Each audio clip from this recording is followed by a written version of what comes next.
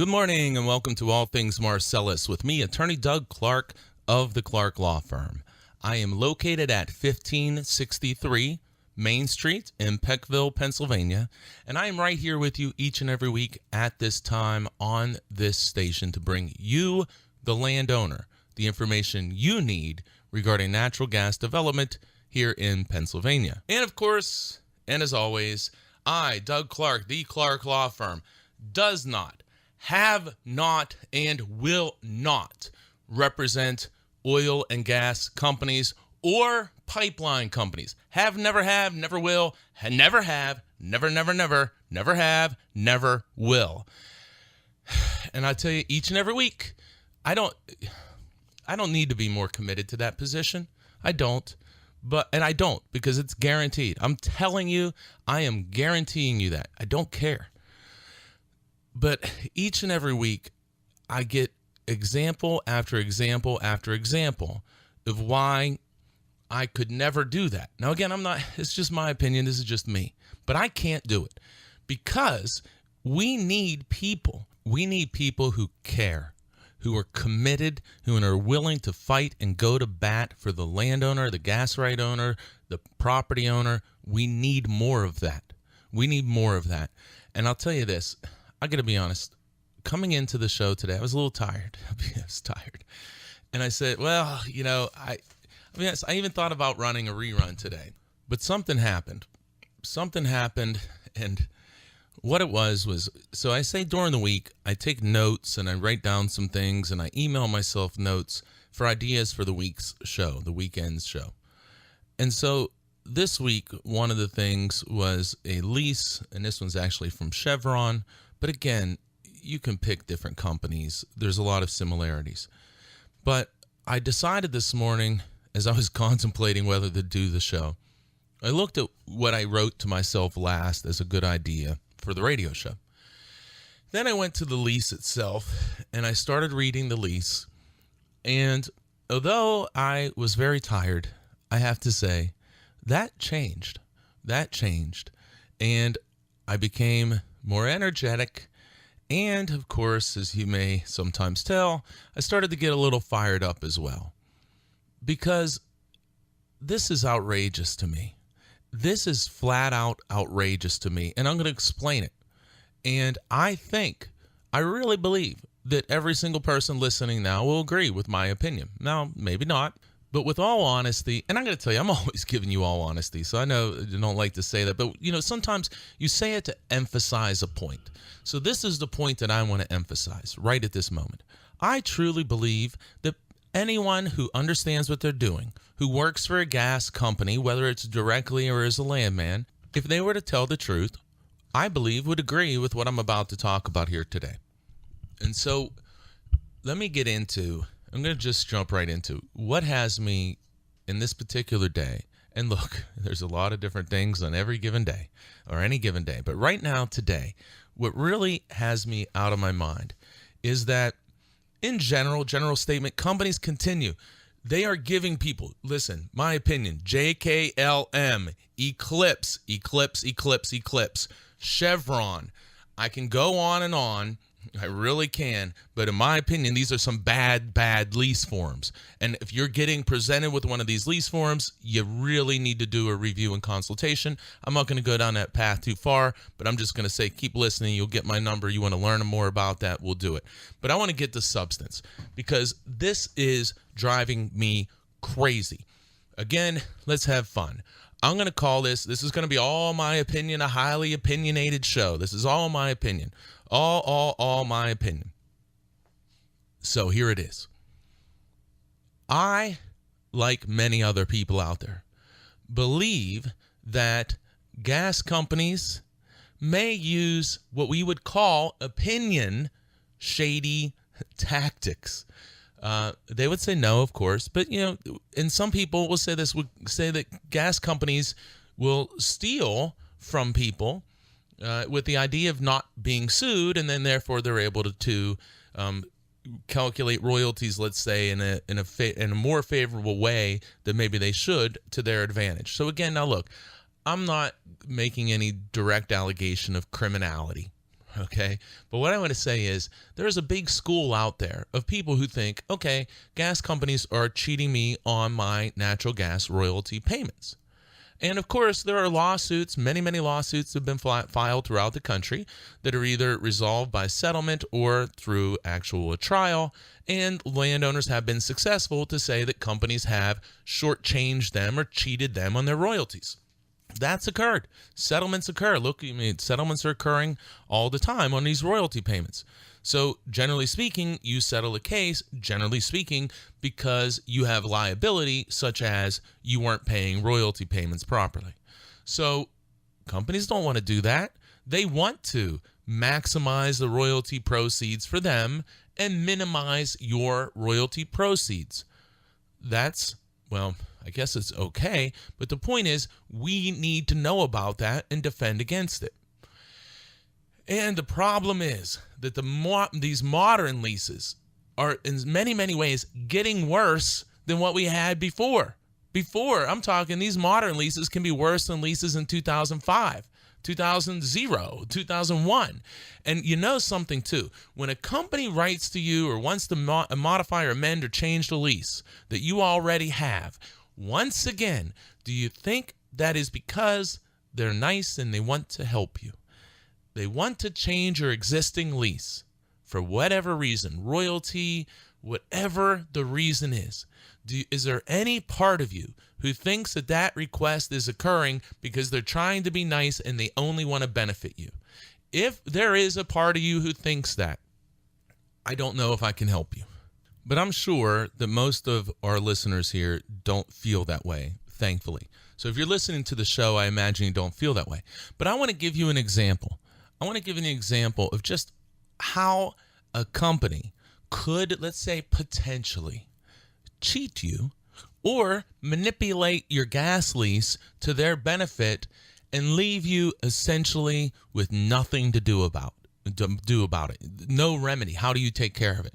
And let me explain what I mean. So what I'm going to go through, you hear me talk about arbitrations. I'm going to go through this provision of arbitration, which also includes mediation. I'm going to go through it. Then I'm going to walk back through the lease and give you some examples of how this, what we call dispute resolution language or arbitration language, how that can be used to, what some people would say, cheat you and manipulate your gas lease and leave you with essentially no option but to sit back and deal with it. You're nothing really that you can do about it. I'm going to explain what I mean here in a second.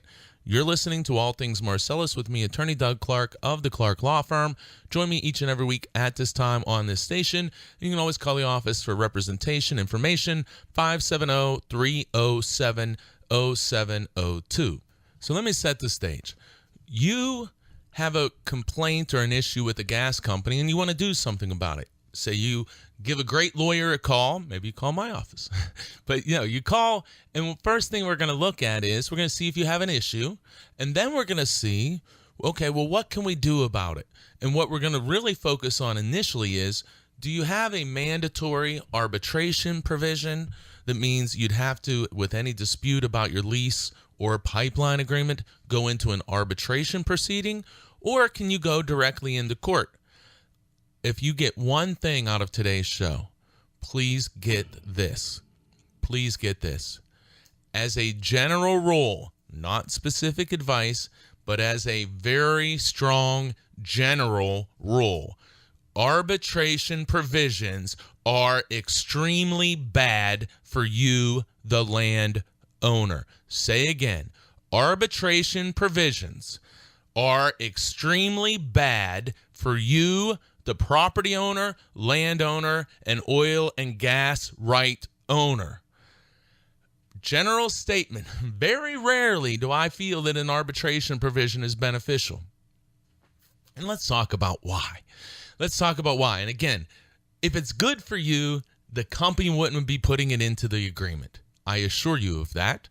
So, get it out of the agreement when you can as a general statement, but again, you need specific advice for your situation.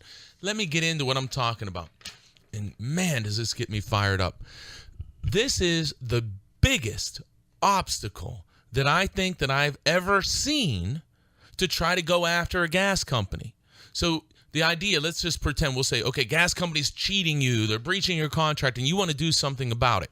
So we turn and we find in the dispute resolution section of your lease the following. And I'm going to tell you this, when you have A, B, C, D, E, F, when you have 6 subsections of your arbitration provision, be careful. If you have 1 sentence of arbitration, be careful. In this case, there's a lot of information, so let's have at it. It says, if any dispute arises out of or in relation to this lease, and the dispute cannot be resolved by direct negotiations. In other words, you say, hey, company, you're cheating me on my royalties. Company says, nah, we're not. Too bad. There's the end of your negotiations. So then what do? Well, either party shall, S-H-A-L-L, shall initiate mediation by giving notice to the other.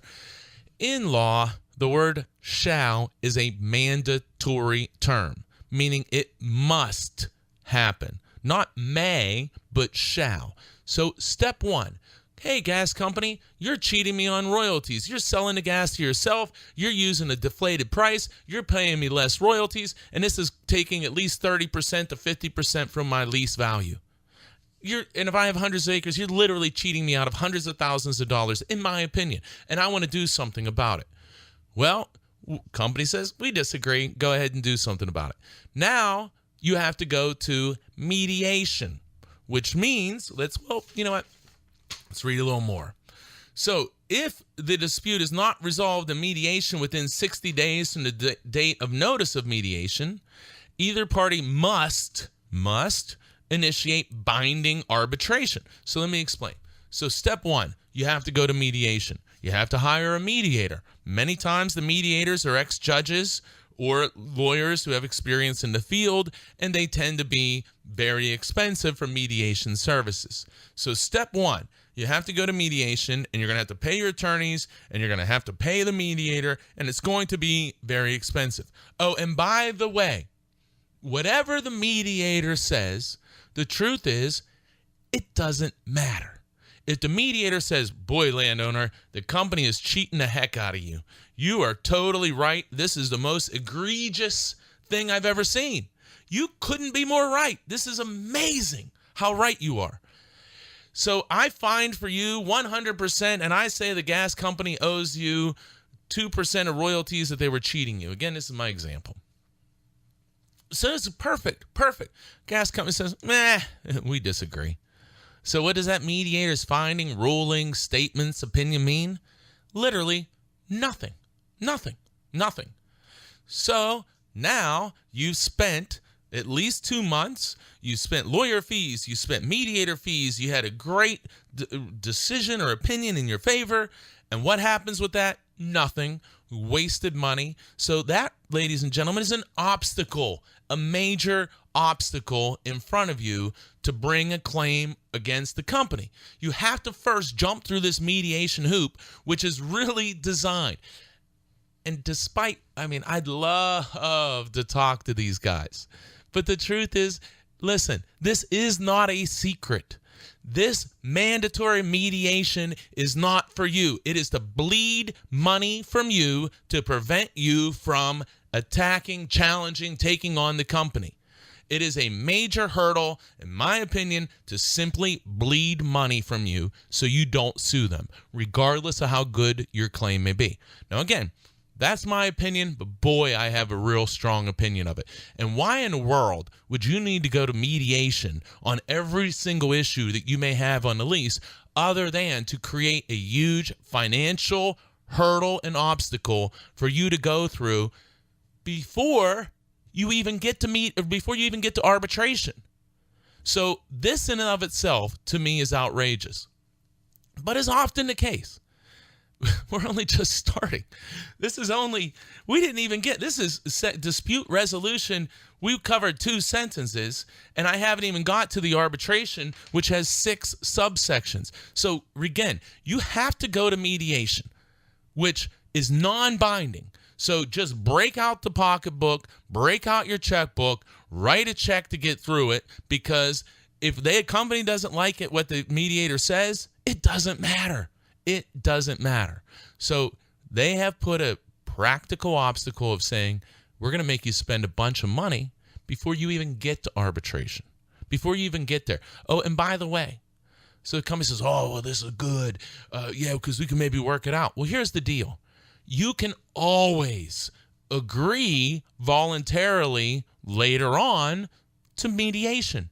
It does not have to be mandatory in the lease, unless, of course, my opinion, you have an ulterior motive to force the landowner who you're taking money from to not sue you because they got to go to mediation first. They have to go to mediation first. Again, this is my opinion, but boy, I stand by it, and it's strong. It is firm, firm, firm. And if the company said, okay, well, yeah, mediation is a good thing. Well, you know what? Well, let's make that determination later. If we have a dispute and I write a letter and I make a claim and I say, hey, you're cheating me. And the company says, no, we're not. It says, how about we take this to mediation? And you can say, okay, I want to do that. Or you can say, hey, company, let's go to mediation. And they say, okay, we want to do it. Or the company can say to you, or you can say to them, let's go to mediation. And the other side can say, no, thank you. I don't want to waste my time and effort in mediation in this type of case. I want to go right to court. I don't want to go to arbitration. I want to go to court. But for some reason, think about what that is, because I just told it to you. The company wants to force you into mediation, mandatory, when you have any dispute related to the lease. Not a good thing for you, the landowner. And again, we're just getting started here. I'm up against the first break. You're listening to All Things Marcellus with me, Attorney Doug Clark of the Clark Law Firm. You can call the office. I hope you do. 570-307-0702.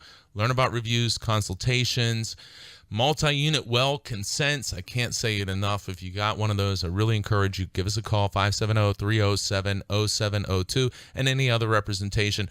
I want to get through a lot of this, so we're going to do a lot of substance today. I'll be right back after this break. Welcome back to All Things Marcellus with me, Attorney Doug Clark of the Clark Law Firm. Remember, join me each and every week at this time on this station for All Things Marcellus with me, Attorney Doug Clark, who does not, has not, and will not represent oil and gas companies. Give us a call. Have clients all across Pennsylvania. Don't be afraid to call. Learn what we do. See what we can help you with.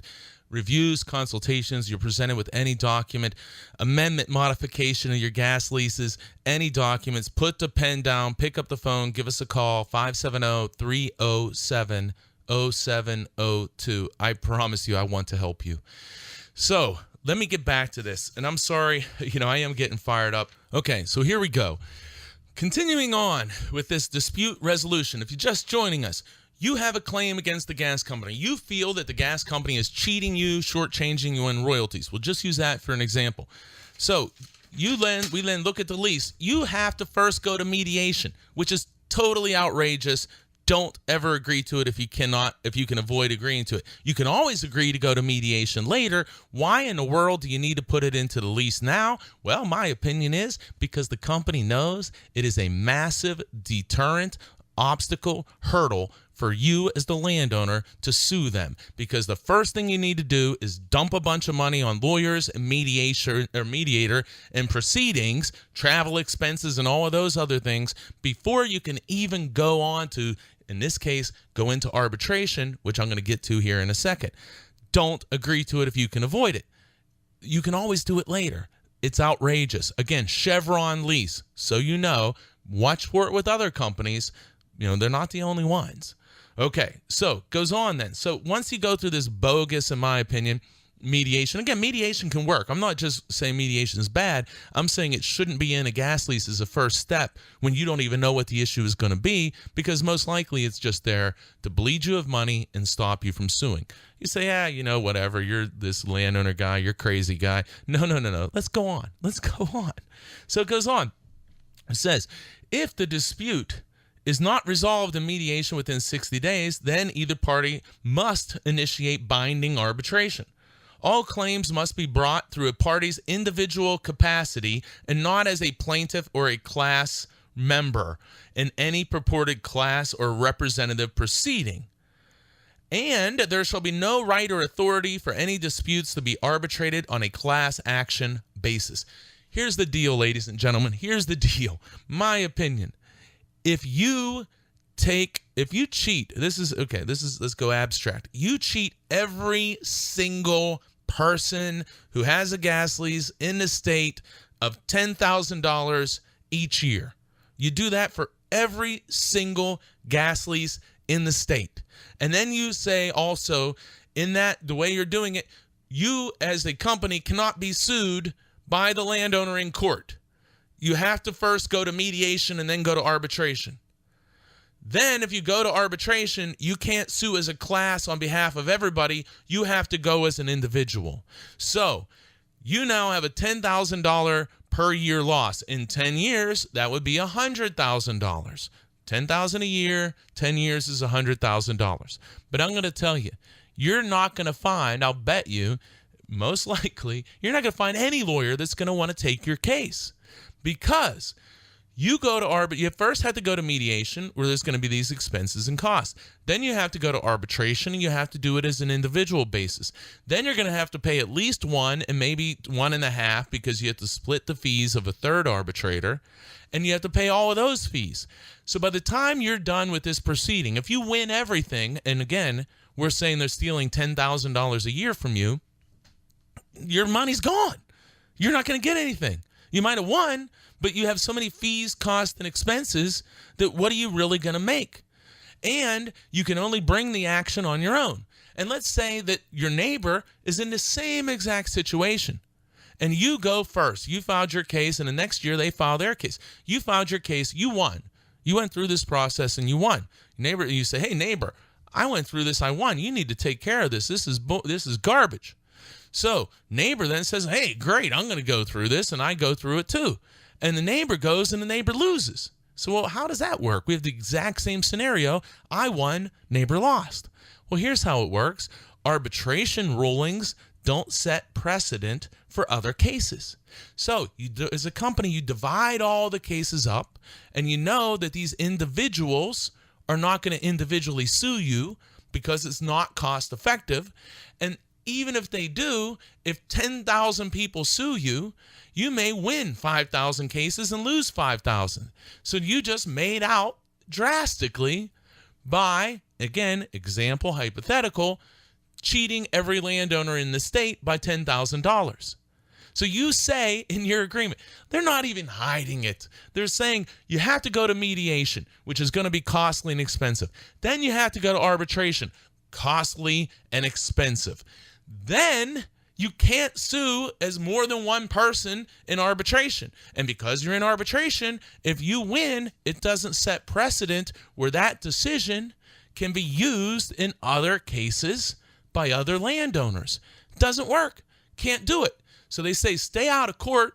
So if we get a bad ruling because we did something wrong, it can't hurt us in the future because bad rulings in arbitration can't be used in other arbitration cases. Genius? I guess. Not genius, us allowing this to continue to occur. Remember, our big message today, as a general rule, arbitration is very, very, very bad for the landowner. You're listening to All Things Marcellus with me, Attorney Doug Clark of the Clark Law Firm. Make sure you join me each and every week at this time on this station for All Things Marcellus. All right, so now we finally get to the actual arbitration proceedings. So again, we have to go through mediation, dump a bunch of money into that. Then we're allowed to go to arbitration, but we can't sue as a class. We have to go as an individual, so they divide and conquer us. They try to divide and conquer us, separate and conquer. Then what do we do if we want to go and we want to sue them and we end up going through mediation and now we get to arbitration? Well, it says here that the place of arbitration shall be Allegheny County, Pennsylvania. Well, this lease wasn't presented to somebody who lives in Allegheny County. Ching, ching, rack up the expenses even more. Let's go on. Oh, yeah, and the arbitration proceedings have to be in accordance with the rules of the International Institute for Conflict Prevention and Resolution rules. Do you know those rules? Do you? Does your attorney? What attorney knows those rules, now has to study those rules, time, expenses, things like that? So you don't normally see International Institute of Conflict Prevention and Resolution rules, but that's certainly valid and fine if you agree to it. But let's go to the next section, what you're agreeing to. And this, oh gosh, there's something else that I'm going to read to you later that I find, well, I don't even know if it's more disturbing. This is one of the most disturbing things, and that's saying something. It is an unbelievably disturbing thing that I've read in the lease. This is amazing to me, and I don't mean amazing in a good way. This isn't a sunset over a beautiful sky amazing. This is how bad of agreements there are out there in terms that are presented to people for the sole purpose of protecting the company and not you. So here we go. Listen to this, please. This is amazing. Amazing. And it's amazing. And I'm not going to disappoint you. Here it is. The parties shall submit. This is in arbitration. The parties shall submit true copies of all documents considered relevant with their respective statement of claim or defense and any counterclaim or reply. So the parties, so you and the gas company, when you're in arbitration, you have to submit the documents considered relevant to the claim and to the company's defense.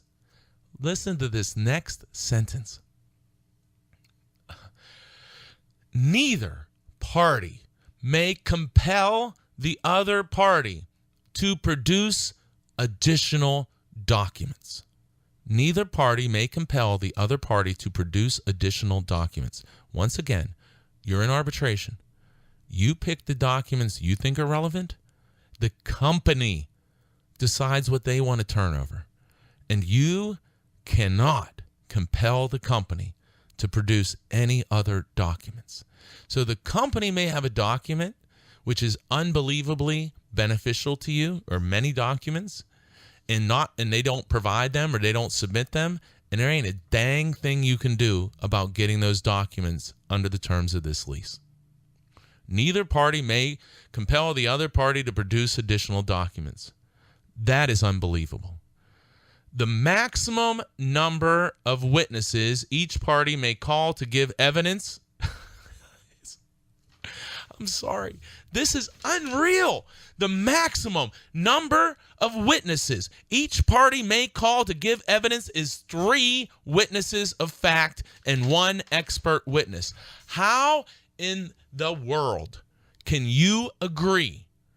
Think about this. You are agreeing today and signing the lease. No idea what a potential claim could be, but you're agreeing today when you sign this lease that whatever the company provides as relevant documents, you agree to, and you can't get anything else. Then you can only call 3 fact witnesses and 1 expert witness. That's it.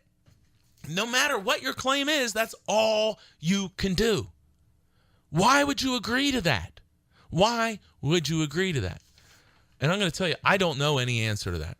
So let's go on to the next. So, well, all right, well, this guy again, you're crazy.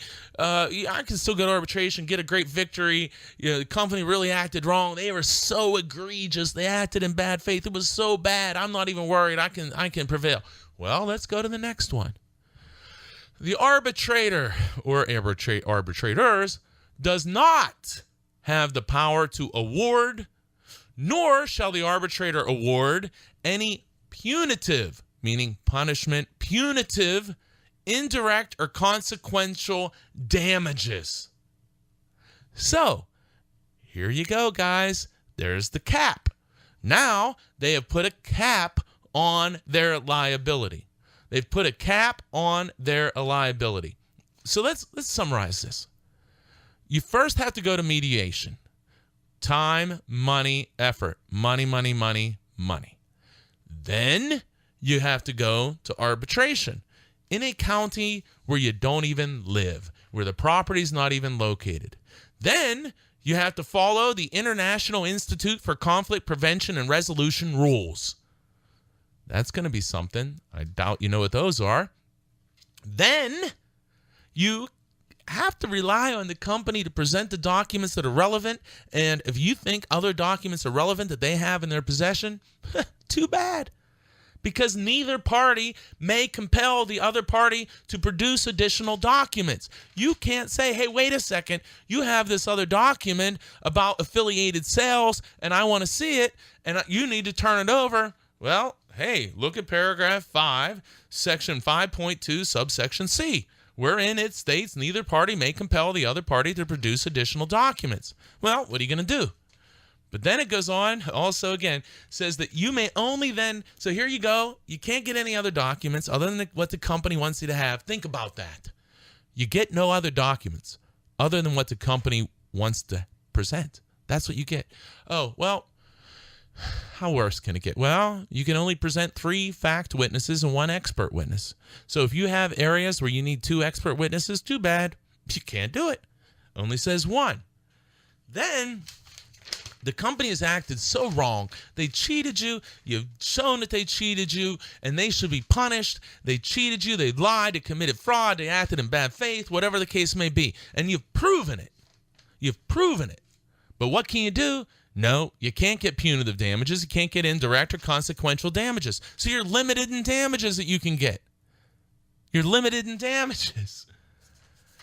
And this is the process that you have to go through if you have a dispute with the gas company. Remember, this process applies if any dispute arises out of or in relation to this lease. This is the process you have to go through.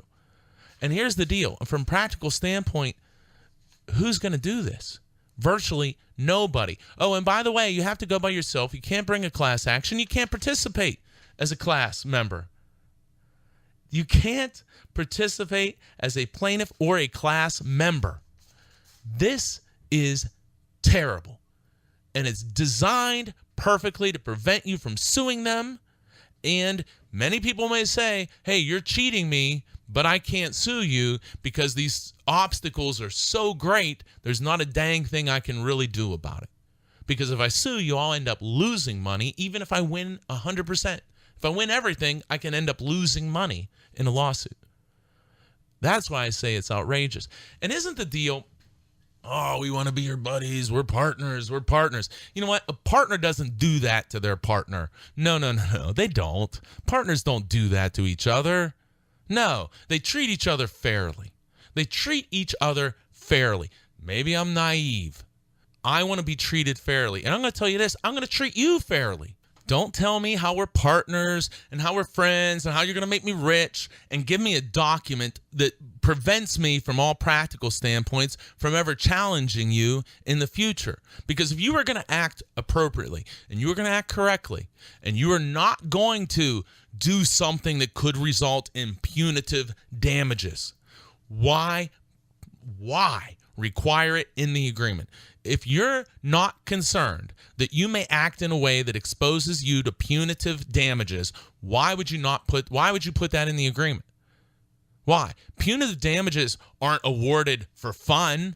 No, they're awarded because the person they're awarded against or the entity or company deserved to have punitive damages put against them.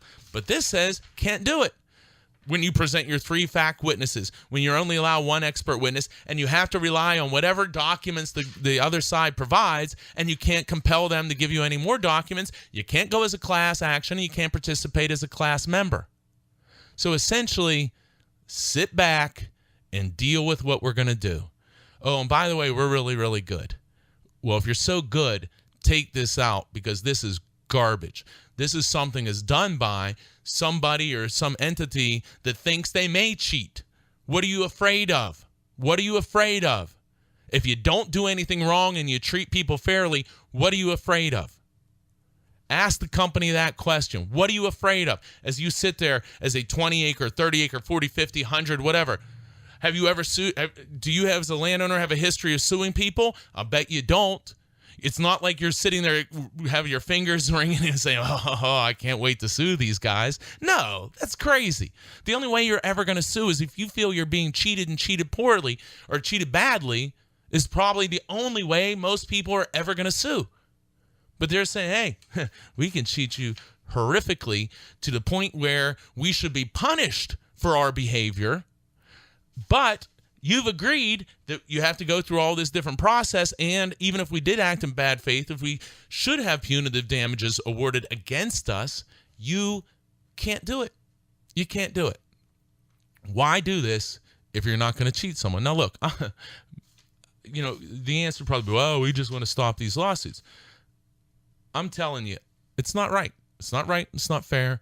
Why do you need to agree to that? And I would love to. I would love to talk to anybody at any time for any company and have a discussion. And I'd love to do it on the radio show. But they won't, no one can come on and defend that. Listen, this is an open invitation. Any company person. You can't, come on and defend this. Come on and defend this because you can't. You can't. Now, I want to say again, these are my opinions. I'm not saying that any company is specifically cheating anyone. I'm just going through this hypothetical situation where somebody could take the position that feel that they're getting cheated on royalties or any other thing under the lease, and then this dispute resolution language presents such an unbelievable obstacle that there's nothing they can do about it.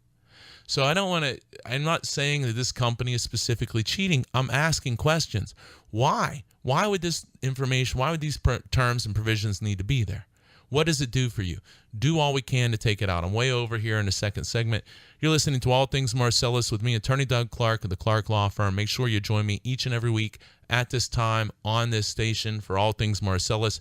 Give me a call, representation. You're presented with any agreement whatsoever. Call, learn about reviews, consultations. Take about an hour or two. I do them by phone or in office. I do them by phone with people all across the country, all across the state. Do them with me only. I'm telling you, day in and day out, I do these, and they are very well received. It's an outstanding service, in my opinion, and in the opinion of most, if not all, of the people we do these reviews and consultations with. So please give us a call. Learn about it. 570-307-0702. And keep listening each week at this time to All Things Marcellus with me, Attorney Doug Clark. I'll be right back. Welcome back to All Things Marcellus with me, Attorney Doug Clark of the Clark Law Firm. You can give me a call. Learn about reviews, consultations. I represent people, gas lease reviews, consultations, pipelines, reviews, consultations, negotiations, estate planning, unitization. We're filing more lawsuits. At Tioga County, you're shut in. I want to hear from you. You're shut in, especially 7-8 years or more, especially 50 acres more. Really want to hear from you. We got to do something to stop it. And I'm telling you, I'm committed. You're going to keep hearing me say it because there's things working, and I'm going to keep working on it. I will not stop working on this issue. I will not. So I want to hear from you guys as well. See if we can help you. 570-307-0702. Another thing, especially if you have a well on your property, you have a vertical well, you're in Tioga County, Sweppy, vertical well on your property, shut in for 5, 6, 7, 8 years. I really want to hear from you. I'll do a review, consultation. We'll see what you have and see if you have a claim. We need to stop this. This is outrageous, and we have to stop it. All right, I want to get back to my point here. So I'm talking about this lease. Now, I want to stress again, look, this isn't, I don't want to make it, I'm not making a direct accusation that this particular company is cheating anyone. What I'm saying is that this language gives the ability, when you want to take a cynic side, for a company to use loopholes and be creative. Let's be nice. Be very creative. Some people say cheat. And then the landowner has no practical remedy to address it. So say, all right, well, but really, what am I going to sue a gas company over? I see this is really bad, but I've never filed a lawsuit, and I'm never going to. So, it's just not my style. Let me tell you, not my style either. Not the style that I had growing up. Not what my dad or grandfather or anybody like that did with the farm. Never even thought about it. So they wouldn't care. Hey, we're not suing anyone. Yeah, but nobody cheated you or took advantage of you or put you in a situation where you really had no choice if you wanted to protect yourself to file a lawsuit. And this isn't your neighbor, the guy down the road buying hay from the hayfield. This is a Fortune 500 multi-billion-dollar cap company who's out for themselves, not you, the landowner. So, what could you possibly have a claim about? Well, because I'm short on time, here's the example. I mean, there's so many examples. But of course, let's go to the big daddy and let's go to the royalty. So in this case, royalty, what might you have an issue about? Well, this says that the company is going to pay this percentage value, we'll say 15% market value at the well. Market value at the well will be determined based on either the company's sales proceeds, which includes sales to the company's affiliates. So the company can sell the gas to themselves and pay you royalty on the price that they sell the gas to a company that they own. They own 100% of that company. They sell your gas to the company that they own 100% of, and they can pay you royalty based on that transaction. 2 words, not good. Or they can pay on a published index price. Again, not generally what we want. Not generally what we want. So they can sell it to themselves, calculate your royalty on that price. Again, in my mind, outrageous. Or their option, use a published index price. Well, what are they going to use? The higher of those two? I don't think so. I don't think so. They're going to use the lowest possible price because that's what dictates how much they have to pay you. Then it goes on. As if, again, how many times do I say this? You think it's enough. You think you've been smacked down enough, but here comes another blow. So they use the price that they pay to their affiliated company, or their affiliated company pays them.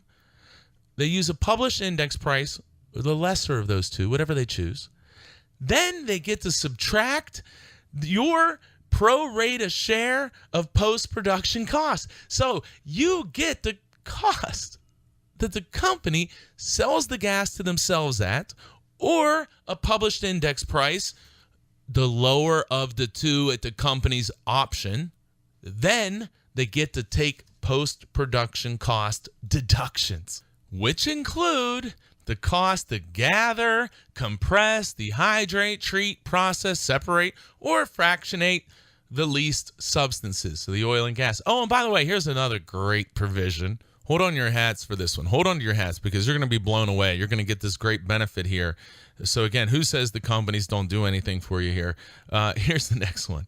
The company covenants and agrees that the royalty they're paying to you, the lessor, will be computed and paid without deduction for the cost of exploring, development, and production. You know what? No kidding. They can't do that anyway. So you may think you're getting something there. You're getting nothing. What a surprise. So if you have any challenge to this royalty language, how these deductions are being charged, the amount of deductions, the price that they're paying you, because let's say hypothetically they sell the gas to themselves at $1 and go out and sell the gas at market for $5, and you say, what in the world just happened? Well, first off, they're going to point to that language. Then you're going to say, all right, well, I'm going to have to sue them. Then you're going to have to go to mediation and arbitration and all those other different things we talked about, and then you have to do it by yourself. So even if you win, nobody else can take the benefit from what you've done. Oh, and by the way, if an arbitrator rules in your favor in your case, do you think there's much chance that an arbitrator is going to now be chosen again to rule, or if a company has any input, is going to allow that arbitrator to be seated again in any other future case? Well, again, if they have input, why would they? Why would they? Okay, there's more to come. I got a short segment here, a short last one. You're listening to All Things Marcellus with me, Attorney Doug Clark of the Clark Law Firm. If you have any agreements, put down the pen, give us a call. Pick up the phone, give us a call, learn about reviews, consultations, start there, see where it goes. If you like what you hear, you like that process, and you need more help, hey, I'm here. If you don't, hey, that's fine too. But give us a call, learn about that. I can't say it enough. Before you sign anything, give us a call. These reviews and consultations I'm telling you, are an outstanding starting point regardless of your location. I've done these with people over 90 years old, people in their 80s all the time, living in all over the place, not just in the northeastern part of the state. So don't be afraid of distance. Give us a call, do an intake. And if you don't like what you hear and you don't like what we do or what the plan is to try to help you, then you don't have to call again. But my heavens, we're here to try to help you. Now, at the same time, obviously, this is my work and this is my business. This is how I make a living. But I promise you, my goal is to help you in every possible way I can. And that's what I'm committed to do. And if you don't call, and I really hope you do, keep listening each and every week to All Things Marcellus, because we got to get this information out. Too many people are being taken advantage of. We need to stop it. I'll be right back. Welcome back to All Things Marcellus with me, Attorney Doug Clark of the Clark Law Firm. Remember, you can call the office, learn about representation, reviews, consultations, unitization, breach of gas leases, pipeline agreements, termination of gas lease, pipeline agreements, multi-unit well consents. You should be calling. Also, unitization issues, doing more and more with that, and amendments and modifications. Amendments, modifications, and ratifications. Again, I'm sorry to keep saying it, but put the pen down and pick up the phone. Get information. Really, really encourage you. Get information and decide where to go from there. But get information. Let's get this out there to people. So, okay, I'm talking about this lease in this really bad dispute resolution language. So I want to get back to this. So here's another area that could be problematic that maybe you have a problem with in the future. Say a company wants to put a pipeline or something even more substantial on your property. Say they want to put a pipeline, maybe they want to put electric lines, they want to put telephone lines, power stations, or other facilities on your property. So I don't want that. I don't think they can do that under my lease, and I want to try to stop them.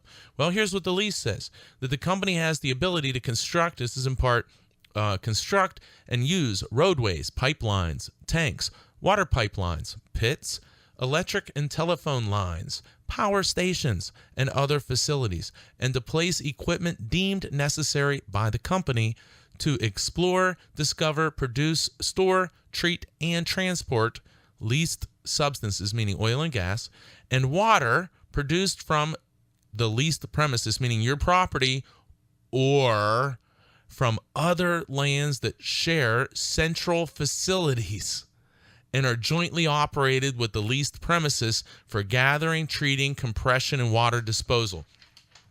So you've just given them a massive amount of rights. And if you want to dispute that ever, are you ever going to do it? Well, probably not, because you're going to have to go through the dispute resolution. You better darn well know what this means.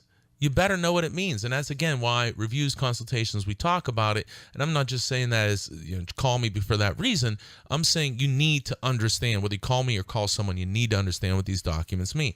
But here, you're listening to All Things Marcellus with me, Attorney Doug Clark of the Clark Law Firm.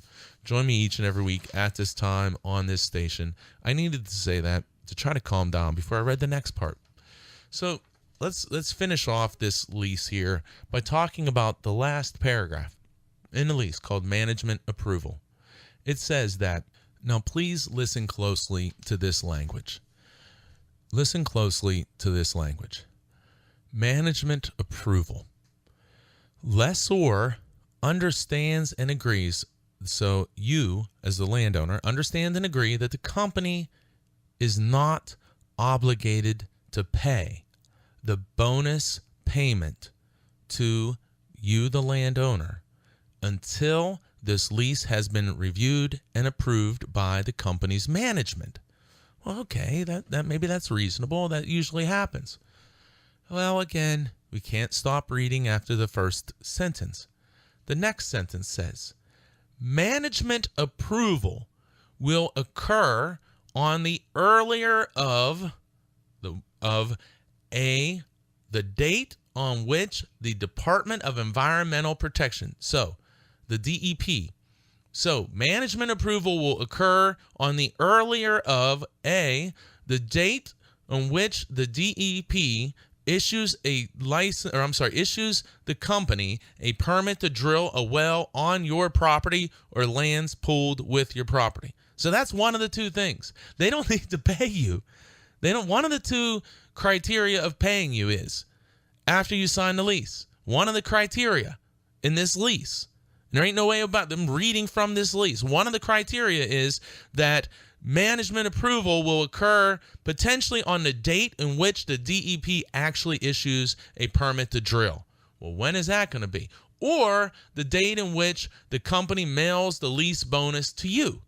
So, one of the two. So, if they mail the lease bonus to you, then that's great. You better darn well be sure that you have requirements in this agreement or in the side letter or order of payment that you're guaranteed payment in a designated time frame or the lease terminates. You cannot allow, in my opinion, this lease to sit out there for 4 years waiting for your bonus payment because that's when a permit has been issued.